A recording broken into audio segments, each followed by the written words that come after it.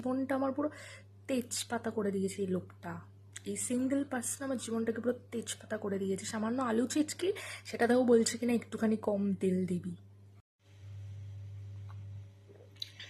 আজকের গল্প হচ্ছে আলু ছেচকির গল্প। আলু ছেচকির গল্প কি, তো আমি প্রত্যেকদিন মানে সকালে উঠে আমি জিজ্ঞেস করি কী খেয়ে যাবি।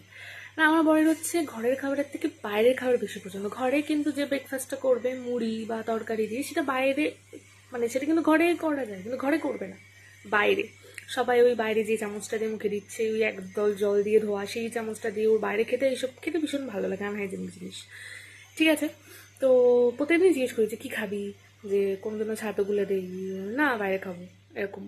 তো আমি বললাম যে ঠিক আছে, যে আমি কোনো দিন চেষ্টা করি যে ঠিক আছে আমি নিজের হাতে বানিয়ে তোকে খাওয়াবো। সেদিন আমি ওর সাথেই ঘুম থেকে উঠেছি যে ঠিক আছে আজকে আমি তোর জন্য একদম হালকা নাস্তা মানে, তো সেদিন হচ্ছে নিরামিষ ছিল আই থিঙ্ক।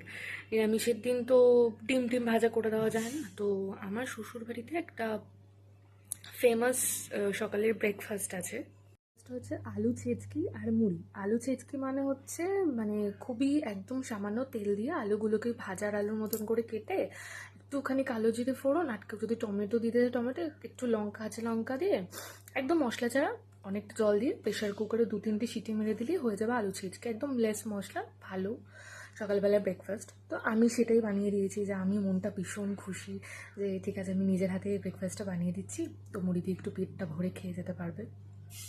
যেমন তার তেমন আমি করে দিয়েছি, মানে ভালোবেসে করে দিয়েছি, সেটার অ্যাপ্রিসিয়েট দূরের কথা। খাচ্ছে কিন্তু এবার আমি যখন ও খায় আমি পাশে বসে থাকি, পাশে বসে থেকে খাওয়া পুরো শেষ, এইটুকুনি হয়তো লাস্টে পড়ে আছে, তখন আমাকে কানে কানে এসে কি বলছে যে পরের দিন না একটুখানি কম তেল দিবি।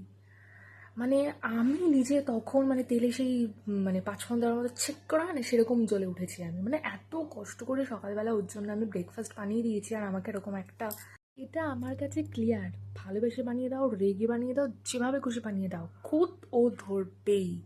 মানে এত খুদ ধরার পরে কোনো বইয়ের ইচ্ছে করে যে আমার বরের জন্য একটু ভালোবেসে কিছু রান্না করি। সকালবেলা উঠে ব্রেকফাস্ট বানিয়ে দিয়েছি, মানুষটা পাশে বসে ঠিক আছে পেটটা ভরা, কেন মনের শান্তি। শান্তি কোথায়, এরকম যদি কমপ্লিমেন্ট ছুটতে থাকে মানে কি বলবো, সবেতে এরকম খুদ ধরবে, সবেতে মানে জীবনটা আমার পুরো তেজপাতা করে দিয়েছে এই লোকটা।